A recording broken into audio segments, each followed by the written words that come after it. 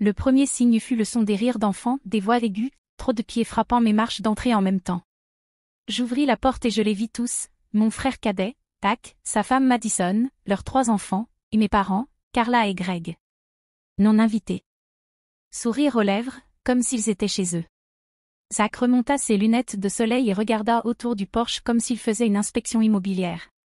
Son aîné, Noah, pressait déjà son visage contre la fenêtre du salon. Madison restait un peu en retrait, tenant leur plus jeune, un bébé enveloppé dans une couverture jaune, et me lançant ce sourire crispé et poli qu'elle arborait toujours quand elle faisait semblant que nous étions l'ami. Je ne leur avais pas donné ma nouvelle adresse. Personne dans la famille n'était jamais venu. Jamais. Je n'avais pas besoin de demander comment ils m'avaient retrouvé. Madison avait toujours un moyen d'obtenir des choses. Carla entra la première, sans attendre la permission. « Regarde cet endroit, dit-elle. Rachel, tu t'es vraiment bien débrouillée. » Cela ne sonnait pas comme un compliment. C'était un inventaire. Greg hocha la tête derrière elle, silencieux comme toujours. Zach les suivit sans même me regarder. Les enfants se dispersèrent déjà, choisissant des chambres du regard. Madison entra la dernière, berçant le bébé et me fixant droit dans les yeux. « C'est juste magnifique, dit-elle. Grand, aussi. » C'est à ce moment-là que je compris que ce n'était pas une visite. C'était un plan. Et, d'une manière ou d'une autre, j'étais la seule à ne pas avoir été mise au courant. Ce n'était pas nouveau. Cela n'était juste jamais arrivé chez moi auparavant.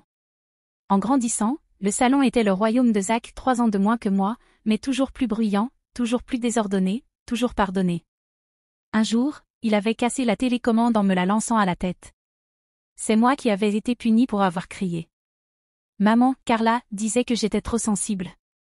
Papa, Greg, fixait la fenêtre comme s'il ne pouvait entendre aucun de nous.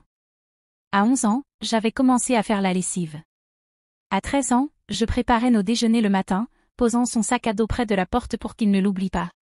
Sinon, maman me grondait parce que je n'aidais pas assez la famille. Zach avait eu une Nintendo pour ses 8 ans. Moi, j'avais eu un gâteau du supermarché et une carte signée, avec amour de nous tous, sans aucun nom. Il était l'enfant prodige, et il ne cherchait même pas à le cacher. Carla adorait le présenter aux voisins comme « notre petit athlète brillant ». Moi, j'étais « Rachel, elle est discrète, elle aime les ordinateurs ou quelque chose comme ça ». Quand j'avais ramené mon premier A en calcul, personne ne l'avait remarqué. Quand Zach avait à peine eu un C en biologie, on était allé manger une glace pour fêter ses efforts. À 15 ans, Zach m'avait déjà poussé dans les escaliers une fois, en jouant, disait-il. J'avais porté des manches longues pendant une semaine pour cacher le bleu sur mon épaule. Carla m'avait fait promettre de ne rien dire si mamie demandait à Thanksgiving. On n'a pas besoin de drame, avait-elle dit. Pas avec l'avenir de ton frère en jeu. Après ça, j'avais arrêté de demander quoi que ce soit. Pas de robe de bal. Pas de trajet pour aller au groupe d'études. J'avais appris à marcher à la place.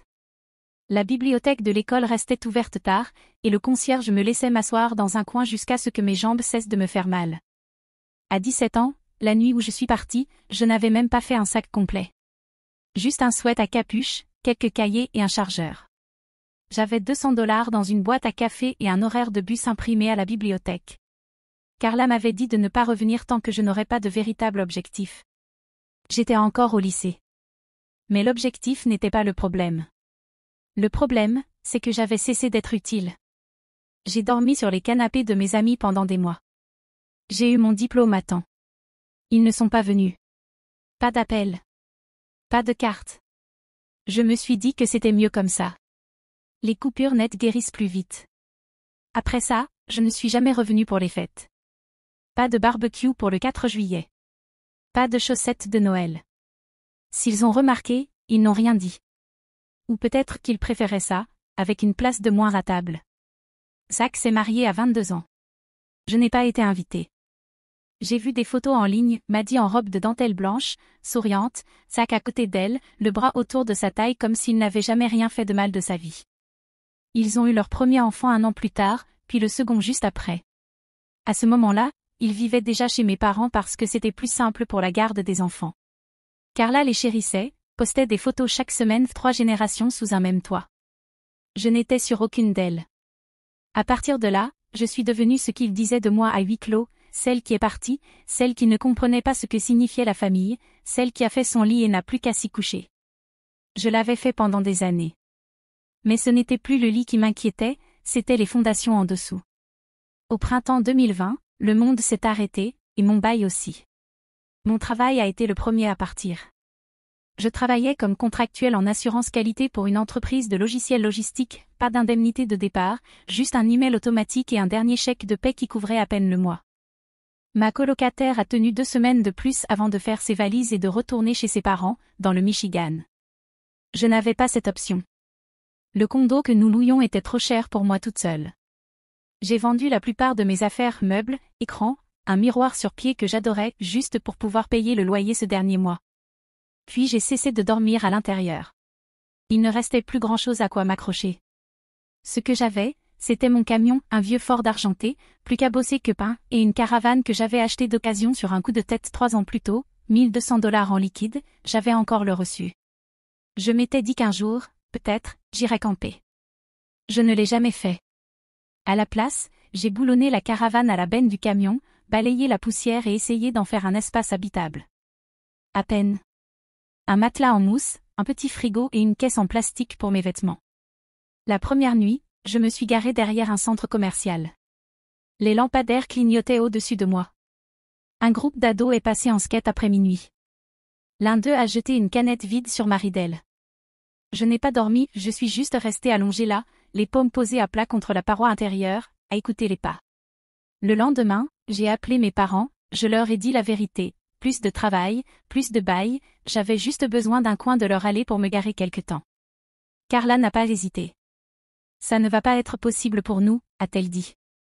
On a les enfants ici. C'est trop serré. Zach a pris le téléphone ensuite. Si tu veux te garer ici, a-t-il dit, il faudra payer un loyer. Le montant qu'il a annoncé était presque le double de ce qu'un terrain à proximité m'aurait coûté. Je n'ai pas discuté, j'ai juste raccroché. Après ça, ce furent les parkings, supermarchés, bureaux abandonnés, une ruelle près de la rivière. Je trouvais des prises à l'arrière des laveries pour recharger mes batteries, j'utilisais des panneaux solaires quand je pouvais, je me douchais à la salle de sport ou, si ce n'était pas possible, je me lavais dans l'évier d'une station-service ouverte 24 heures sur 24. Je faisais suivre mon courrier chez un ami, je mangeais des soupes en conserve froide plus souvent que je ne veux m'en souvenir. Une fois, en juillet, le frigo est tombé en panne pendant la nuit et tout ce que j'avais a été gâché. Quand j'ai enfin trouvé un travail d'entrepôt dans une ville voisine, j'ai proposé de prendre les horaires de nuit, pas de trajet. Je vivais sur le parking derrière. Le patron fermait les yeux. Tu es toujours à l'heure, m'a-t-il dit. C'est déjà plus que la plupart. Il m'a laissé utiliser un robinet et une prise de courant près du générateur, il a même dégagé un espace pour que je puisse décrocher la caravane et utiliser le camion pendant la journée.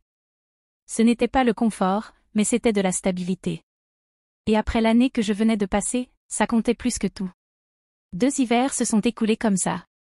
Je n'ai jamais dit à mes parents où j'étais, je ne leur ai pas donné de nouvelles, je ne leur ai pas demandé de s'en soucier. Et eux ne l'ont pas fait. C'était environ 3 semaines après que j'ai publié une photo de ma nouvelle maison, juste les marches du perron, m'a maintenant les clés, sans légende, juste un mot, chez moi. Je n'ai donné l'adresse à personne. Mais un soir, juste après avoir fini d'installer ma caravane dans le jardin, par habitude, par précaution, j'ai entendu frapper. Puis une autre fois. Et la porte s'est ouverte, sans attendre que je vienne. Ils sont entrés comme si c'était une journée portes ouvertes. Carla en premier, bien sûr, avec une boîte en plastique, prétendant que c'était pour moi. Madison ensuite, portant son bébé et inspectant la cuisine comme si elle réfléchissait déjà à l'endroit où accrocher des photos. Zach a suivi, pointant les plafonds, les plaintes. Les enfants ont couru devant lui. Greg est resté près de la porte d'entrée, tenant sa veste comme s'il ne savait pas combien de temps ils allaient rester. C'est magnifique, Rachel, a dit Carla. Tu t'en es vraiment bien sortie, surtout toute seule. Je n'ai pas répondu. Je n'en avais pas besoin. Madison est passée de pièce en pièce, commentant l'agencement.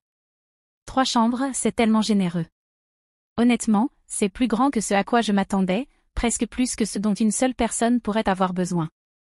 Zach était plus silencieux, mais ses yeux ne cessaient de balayer la pièce. Plus proche de mon travail que je ne pensais, a-t-il dit à un moment, comme s'il se parlait à lui-même. Je me suis tenue dans le couloir, le dos contre le mur, à les regarder se déplacer dans mon espace. Les pièces n'étaient pas grandes. Le plancher grinçait encore. Je n'avais pas encore accroché de tableau. Mais c'était chez moi. Ils n'ont pas demandé à voir la maison. Ils n'ont pas demandé s'ils pouvaient entrer. Ils se sont simplement déplacés comme s'ils étaient déjà chez eux. Quand Zach s'est enfin tourné vers moi, les mains dans les poches, sa voix était trop décontractée. « T'as une minute ?» Les autres sont tous sortis trop vite, Carla en rassemblant les enfants, Madison tenant toujours le bébé, fredonnant. Greg m'a regardé une fois avant de se détourner. J'ai suivi Zach dans la cuisine. Il s'est adossé au comptoir comme si c'était le sien. Cet endroit, a-t-il dit, c'est vraiment quelque chose. Mais tu sais que c'est trop grand, non? Il a fait une pause, m'a regardé, puis a continué. Je veux dire, t'as déjà la caravane, tu sais vivre léger. Et nous, on a le bébé, et un autre en route. En plus, c'est à 15 minutes de mon boulot. Je n'ai rien dit. Alors je pensais. Maddie et moi, les enfants, on pourrait emménager ici. Juste le temps de se remettre sur pied. Toi, tu pourrais réinstaller la caravane dans le jardin, comme avant. Tigrek est habitué. Il a souri, comme si c'était déjà décidé, comme si ça avait du sens pour tout le monde sauf moi. Et pourtant, je n'ai rien dit, parce qu'au fond, j'avais toujours su qu'il viendrait, je n'aurais jamais cru qu'il serait aussi audacieux. 3 jours ont passé dans le silence après cette conversation dans la cuisine. Ils sont repartis ce soir-là avec des au revoir vagues et trop de regards insistants. Je n'ai plus eu de nouvelles d'eux après ça. Puis le vendredi est arrivé. Je suis rentrée dans mon allée juste après 6 heures, mon repas à emporter sur le siège passager, les clés en main, et j'ai vu le camion de déménagement avant tout le reste. Il était reculé presque jusqu'au perron, la camionnette de Zach garée à côté. La porte d'entrée était grande ouverte. Des cartons empilés dans l'entrée, des jouets d'enfants éparpillés par terre. Je pouvais entendre la télévision depuis la rue, un dessin animé à plein volume. Zach est sorti avec une lampe dans les mains. Il n'a pas sursauté, il a juste hoché la tête, comme si c'était moi qui étais en retard. Madison est apparue derrière lui, tenant le bébé. Elle a souri. C'est en train d'arriver, a-t-elle dit doucement. On est tellement content que tu nous laisses rester. Elle s'est tournée vers le salon avant que je puisse parler. Je ne suis pas entrée. Je suis retournée à mon camion, j'ai verrouillé les portes et j'ai appelé la police.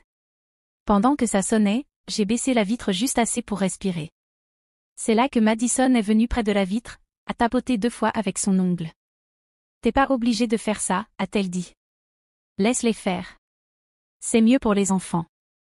Puis, plus doucement, en penchant la tête. Ta mère a dit que c'était d'accord. Et tu l'écoutes toujours, non? L'opératrice du 17 a décroché. J'ai donné mon nom, l'adresse, j'ai expliqué que ma maison était prise sans mon consentement. Quand les agents sont arrivés, Madison a essayé de les charmer. Zach est resté à l'intérieur, faisant semblant d'être occupé à monter un berceau. Je leur ai expliqué ce qui s'était passé, j'ai montré mon permis de conduire, le titre de propriété, et j'ai même désigné la serrure cassée, son noyau percé, l'ancienne poignée en laiton jetée sur le perron comme un déchet. La perceuse qu'ils avaient utilisée était encore là, branchée sur une rallonge. Les agents ont frappé. Zach a ouvert, une liasse de papier à la main. Un bail, a-t-il dit. On a un bail. Je le lui ai pris. Mon nom était dessus, ma signature aussi, sauf que ce n'était pas la mienne. Je l'ai tenu à côté de ma carte d'identité, j'ai laissé l'agent voir que les deux ne correspondaient pas, les boucles, l'inclinaison, même l'erreur dans l'orthographe de mon 2e prénom. Je regardais Zach. C'est de la fraude. Sa bouche s'ouvrit, puis se referma. Derrière lui, la voix de Maddie s'éleva, tentant de dire quelque chose au sujet des enfants, de l'avenir, de la famille. L'agent leur demanda à tous les deux de sortir. C'est alors que mes parents arrivèrent, Carla, droite comme un i, Greg juste derrière elle, les mains enfoncées profondément dans les poches. Elle marcha droit vers les policiers et déclara, avec une parfaite clarté. Ma fille a accepté cela. Je ne me tournai pas vers elle.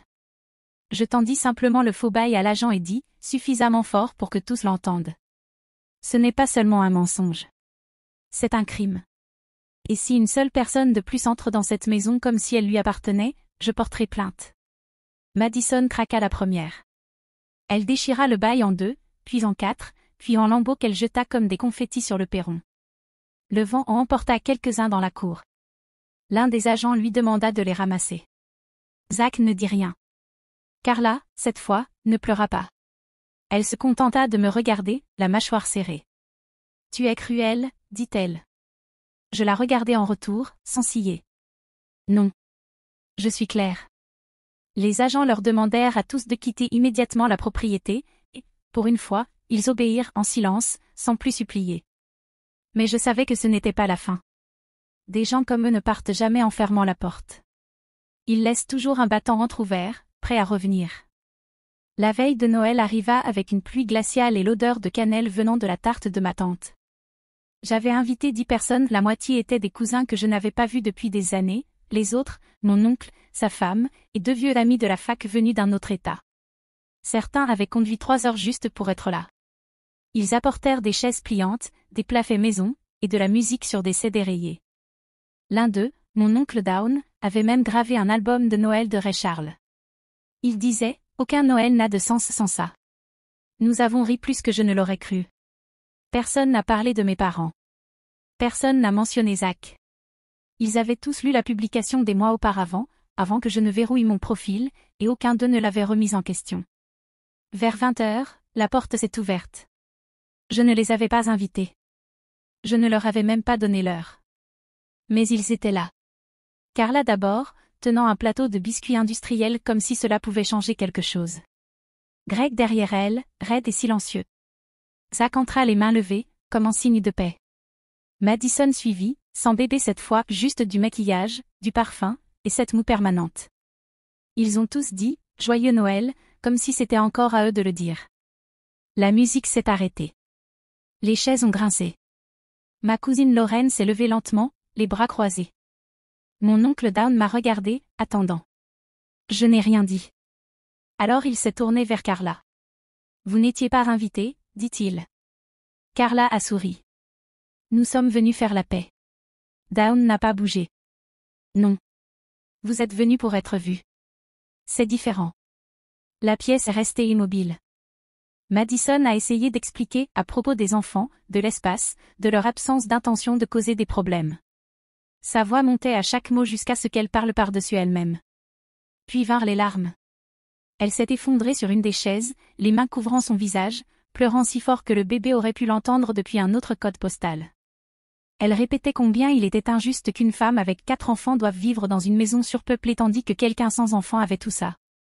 Je suis restée debout, les bras le long du corps. Madison a levé les yeux, le visage strié de larmes et tremblante. Tu n'as même pas de famille, Rachel, et nous, si. Derrière elle, Zach fixait la moquette. Carla semblait prête à la défendre, mais ma tante la devança.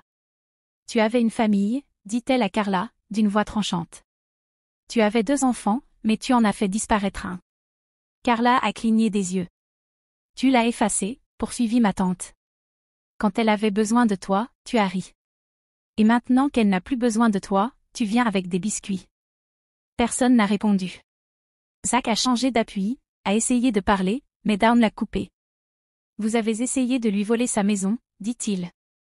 Ce n'est pas un malentendu. C'est un vol. La dernière voix est venue du couloir, ma grand-mère alors, petite, à peine audible de toute la soirée. Elle a dit doucement. J'ai vu le bail. J'ai vu la serrure cassée. Et j'ai vu les photos des années où vous l'avez exclu. Elle m'a regardé alors. Tu ne leur dois pas ton pardon. J'ai hoché la tête, une seule fois. C'était fini. Pas de cris, pas de claquement de porte, juste un silence si épais qu'il a englouti la pièce. Carla a reculé la première. Elle a laissé les biscuits sur le comptoir. Madison s'est essuyé le visage et l'a suivi. Zach n'a pas levé les yeux une seule fois. Greg a traîné un peu. C'est lui qui a ouvert la porte en dernier. Joyeux Noël, a-t-il dit. Mais ça ne sonnait pas sincère. Nous n'avons pas répondu. Ils n'ont pas essayé de revenir après ça. La porte se referma. La musique reprit doucement, avec hésitation d'abord, comme si la pièce devait réapprendre à être chaleureuse. Quelqu'un remit Ray Charles. Les lumières vacillèrent lorsque le chauffage se remit en marche. Personne ne mentionna ce qui venait de se passer. Nous passâmes les assiettes, repliâmes les serviettes.